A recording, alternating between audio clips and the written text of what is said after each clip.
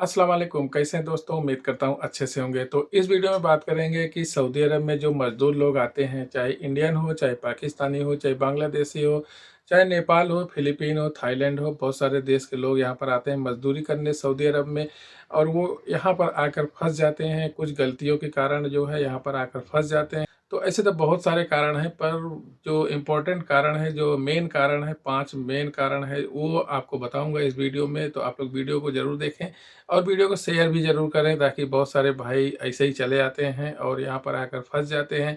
यहाँ तक कि उनको जेल में भी रहना पड़ता है, काफ़ी सालों तक, काफ़ी महीनों तक उनको जेल में भी रहना पड़ता है। तो अगर आप भी सऊदी अरब आना चाहते हैं तो ऐसी गलती आप बिल्कुल ना करें, आप वीडियो को पूरा देखें। तो सबसे पहले बता दूं कि सऊदी अरब की सरकार यहाँ वीज़ा को नीलाम करती है, तो जिसमें बहुत सारी कंपनियां बोली लगाती हैं। तो जो कंपनियां नीलामी में पैसा ज़्यादा लगाती हैं उन्हें वीज़ा दिया जाता है, और वही कंपनी जो है अपने इंडिया हो, पाकिस्तान हो, बांग्लादेश हो, वहाँ के ऑफिस में वीज़ा को भेजती है। और वहाँ के जो एजेंट होते हैं, जो ऑफिस के एजेंट होते हैं, वो लोगों को हायर करते हैं और वो लोगों को सऊदी अरब में भेजते हैं मजदूरी के तौर पे। अब वो चाहे कोई भी काम हो, नाई का काम हो, बढ़ई का काम हो, ड्राइवरिंग हो, सफाई वाला काम हो, या सुपरमार्केट का काम हो, या और बहुत सारे मजदूरी का काम यहाँ पर सऊदी अरब में होता है। तो उनमें उन लोगों को भेजा जाता है और वो लोग अपना यहाँ पर आकर पैसा कमाते हैं और अपने घर के परिवार के साथ साथ सरकार का भी तिजोरी भरा जाता है। लाखों डॉलर तक इंडिया, पाकिस्तान, बांग्लादेश में पैसा जाता है, पर कुछ गलतियों की वजह से वो बेचारे फंस जाते हैं यहाँ पर। ऐसे 5 मेन कारण आपको बताऊंगा, रीजन बताऊंगा, जो आप भी वो गलती बिल्कुल ना करें। आने से पहले ज़रूर ये देख लें और इस वीडियो को ज़रूर शेयर कीजिएगा, ताकि बहुत सारे भाई ऐसे आ जाते हैं। आप लोग देखते होंगे कि बहुत सारे ऐसे नए केस आते हैं जो यहाँ पर आकर फंस जाते हैं, अपने गवर्नमेंट से मदद मांगते हैं कि हमें यहाँ सऊदी अरब में मैं फंस गया हूँ और मुझे बुलाया जाए वापस। तो सबसे पहला मेन कारण ये है कि जो लोग भाई सऊदी अरब में यहाँ पर काम करने के लिए आते हैं, सबसे पहले बता दूं कि आपको कि यहाँ पर काम करने के लिए अगर आना है सऊदी अरब में, तो सबसे पहले उनको वर्क परमिट और वर्क वीज़ा बनवाना पड़ेगा। उसके बाद सऊदी अरब आकर काम कर सकते हैं। तो बहुत सारे भाई क्या करते हैं कि जो सऊदी अरब में आते हैं, उम्रा वीज़ा पर आते हैं और टूरिस्ट वीज़ा पर आते हैं, तो वो जो है यहाँ पर काम करने लगते हैं। तो धीरे धीरे उनका जो वीज़ा एक्सपायर का डेट है वो ख़त्म हो जाता है। फिर वो कानून के दायरे में आ जाते हैं, कानून के उल्लंघन में आ जाते हैं। फिर उन्हें अरेस्ट कर लिया जाता है और इस वजह से उन्हें जेल में भी जाना पड़ता है। तो बड़ी ही मुसीबत के बाद, फिर बड़ी ही दिक्कतों का सामना करने के बाद फिर वो अपने देश वापस जा सकते हैं। तो इसलिए अगर आप सऊदी अरब में काम करने के लिए आ रहे हैं, तो भाई वीज़ा और वर्क परमिट ज़रूर बनवा कर तब आएँ सऊदी अरब में। इल्लीगल बिल्कुल ना आए, नहीं तो एक अलग देश में आप यहाँ पर परेशान हो जाओगे। और क्योंकि इंडिया और सऊदी अरब का जो कानून है ये बिल्कुल भी अलग है, बहुत ही अलग है। तो इसलिए आप लोग ये गलती बिल्कुल ना करें कि उम्रा वीज़ा और टूरिस्ट वीज़ा पर आएँ और यहाँ पर काम करने लगें। दूसरा कारण है एजेंट, दलाल। तो बहुत सारे भाई दलाल के झांसे में फंस जाते हैं और उन्हें पैसा बहुत ज़्यादा दे देते हैं, और दलाल भी पैसा ऐंठ लेते हैं और आपको जो है गलत वीज़ा पर भेज देते हैं। वीज़ा पर काम कोई और रहता है, पर यहाँ आपको काम दूसरा कुछ करना पड़ता है। जैसे आपको मान लो कि कोई सुपरमार्केट में भेजा जा रहा है और यहाँ पर आने के बाद आपसे बकरी चराई जा रही है, ऊँट चराया जा रहा है और खेत में काम करने के लिए दिया जा रहा है। तो ये एक दलाल की वजह से जो है इंसान आकर फंस जाता है यहाँ पर। वो वापस नहीं जा सकता, क्योंकि उसका जो पासपोर्ट है, उसका वीज़ा है, वो उसके कपिल के साथ पास है, वो उसके कपिल के पास जमा है, वो नहीं दे रहा है।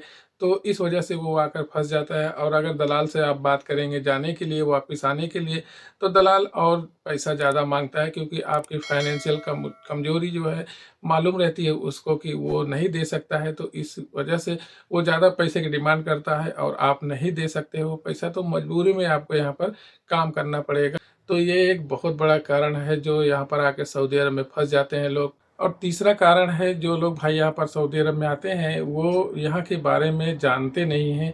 उनको नॉलेज नहीं रहता है कि यहाँ पर हमें किस तरीके से रहना रहता है, क्योंकि इंडिया में इंसान फ्रीडम रहता है, अपने मुल्क में फ्रीडम रहता है, वहाँ पर कुछ भी कर सकता है, कैसे भी रह सकता है। तो यहाँ पर सऊदी अरब में बिल्कुल भी अलग है, डिफरेंट है रहना। क्योंकि यहाँ का कानून और इंडिया का कानून और अपने देश का कानून बिल्कुल भी डिफरेंट है। यहाँ पर सऊदी अरब में आप अपनी मर्जी से ड्रेस नहीं पहन सकते हैं, जैसे खुला हुआ ड्रेस कुछ रहता है तो वो नहीं पहन सकते हैं। यहाँ पर गलत है, गैर कानूनी है। और यहाँ पर सार्वजनिक जगहों पर जो है आपको चिल्ला नहीं सकते हैं, आवाज़ ज़्यादा नहीं कर सकते हैं, कहीं कचरा नहीं फेंक सकते हैं, कहीं पेशाब नहीं कर सकते हैं। तो बहुत सारे भाइयों को ये जानकारी नहीं रहती है और ये गलती कर बैठते हैं और यहाँ पर किसी को कोई गलत शब्द नहीं बोल सकते हैं। और ये सब करने से फिर ये इन कानून के खिलाफ है। और अगर यहाँ पर ये सब गलतियाँ करते हैं तो ये फिर आपके लिए बहुत ही मुसीबत हो सकता है। तो ये कारण है जो यहाँ की जानकारी नहीं रहती है इंसान को वहाँ। और वो जब नया आता है तो यहाँ पर कुछ ऐसी गलतियाँ कर देता है तो उन्हें अरेस्ट कर लिया जाता है, उन्हें पकड़ लिया जाता है। इस वजह से भी कुछ लोग फंस जाते हैं। चौथा जो मेन कारण है यहाँ की क्राइम। सऊदी अरब में बहुत सारे लोग ऐसे आते हैं जो गलती से भी कोई क्राइम कर बैठते हैं। कभी ना कभी खुदा न करे कोई गलती करे इंसान क्राइम के मामले में, पर कुछ लोग ऐसी गलतियाँ कर बैठते हैं यहाँ क्राइम के मामले में। चाहे वो गलती से कोई क्राइम कर लेते हैं या कोई जानबूझकर क्राइम करते हैं, तो अगर सऊदी अरब में इस तरीके का कोई भी क्राइम आप करते हो तो उसकी वजह से भी इंसान यहाँ पर फंस जाता है और कई सालों तक जेल में रहना पड़ता है। उसके बाद वो बेचारा जा पाता है अपने मुल्क, अपने देश। तो सबसे मेन कारण है क्राइम। क्राइम की वजह से यहाँ पर लोग बहुत सालों तक इंसान फंस जाता है, बहुत सालों तक इंसान को जेल में रहना पड़ता है। अगर सऊदी अरब में रहना है भाई तो सऊदी अरब का नियम फॉलो ज़रूर करना है। यहाँ पर जो हमें बहुत ही ज़्यादा ध्यान देना चाहिए, बहुत ज़्यादा केयर करना चाहिए इस मामले में, क्राइम के मामले में। और पांचवा और मेन कारण ये है कि बहुत सारे भाई जो रहते हैं सऊदी अरब में तो वो कपिल से झगड़ा कर लेते हैं या कंपनी से झगड़ा कर लेते हैं, फिर वहाँ से वो भाग जाते हैं तो उनको हरूब में डाल दिया जाता है। फिर उसके बाद वो सऊदी अरब से बाहर निकल नहीं सकते हैं और क्योंकि वो भगोड़े में आ जाते हैं तो वो सऊदी अरब में से बाहर निकलने में उनको बहुत ज़्यादा दिक्कत होती है। और हुरूब में एक बार इंसान का नाम पड़ जाता है भाई तो उसे बहुत ही मुश्किल होता है सऊदी अरब से बाहर निकलना। तो ये भी एक बहुत ही बड़ा कारण है जो कपिल से झगड़ा कर लेते हैं या कंपनी से भाग जाते हैं।